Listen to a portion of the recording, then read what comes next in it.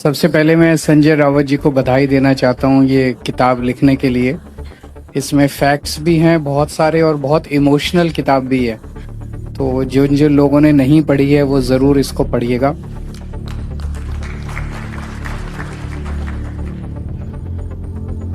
मैं बहुत ज़्यादा अनुभवी तो नहीं हूँ। स्टेज के ऊपर बहुत महानुभाव लोग बैठे हैं जो कि राजनीति में बहुत ज़्यादा अनुभव रखते हैं, लेकिन मेरा दिल कहता है और मेरी थोड़ी बहुत पॉलिटिकल समझ कहती है कि शायद मोदी जी 2026 पूरा नहीं करेंगे प्रधानमंत्री के तौर पर।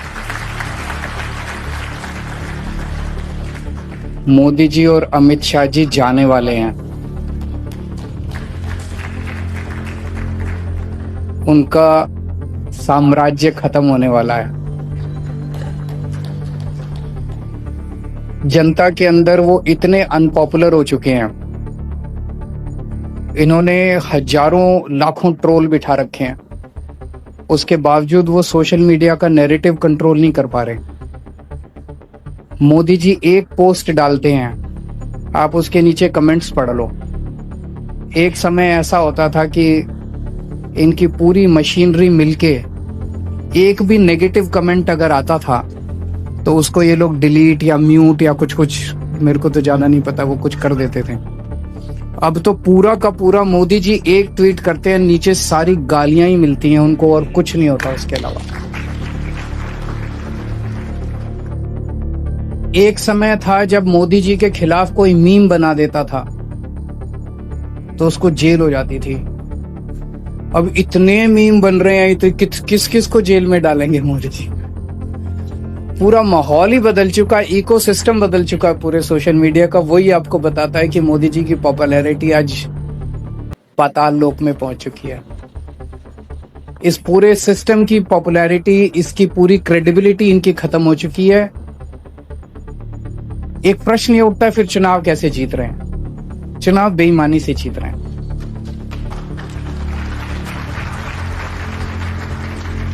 उसका सबसे बड़ा जीता जाता उदाहरण मैं हूं। मैं नई दिल्ली विधानसभा से चुनाव लड़ा। जब मैं जेल गया, जेल जाने के पहले मेरी विधानसभा में पिछली बार जब मैं लड़ा था 1,48,000 वोट थे। 1,48,000। जब मैं जेल से लौट के आया 1,06,000 वोट बचे थे। 42,000 वोट इन्होंने पीछे से कटवा दिए, यानी कि ऑलमोस्ट 30% वोट मेरी विधानसभा के इन्होंने कटवा दिए। 3,000 वोट से जीत गए। पिछली बार मैं 30,000 वोट से जीता था। इस तरह से जीत रहे हैं, बेईमानी करके जीत रहे हैं। वोट ऐड करते हैं, वोट डिलीट कराते हैं, फर्जी वोट डलवाते हैं, ईवीएम्स में हेराफेरी। अब ये चोरी से जीत रहे हैं।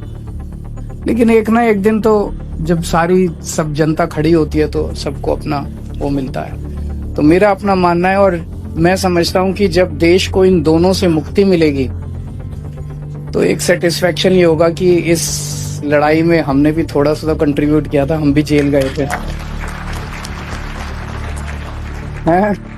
Freedom fighter. हम भी इस पूरी लड़ाई के फ्रीडम फाइटर।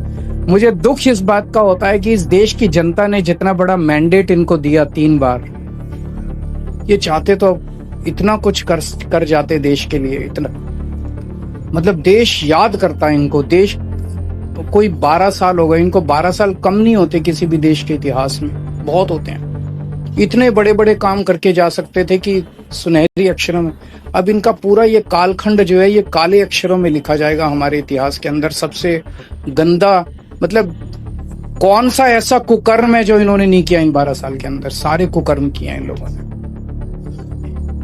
एक बात और कहना चाहूंगा कि अब इन्होंने सारा सिस्टम ऐसा कर दिया कि ईमानदार कौन है और बेईमान कौन है इसकी परिभाषा बड़ी साफ साफ हो गई है। जो ईडी के डर से बीजेपी में जाए वो बेईमान है और जो ईडी के डर से जेल में जाए वो ईमानदार है।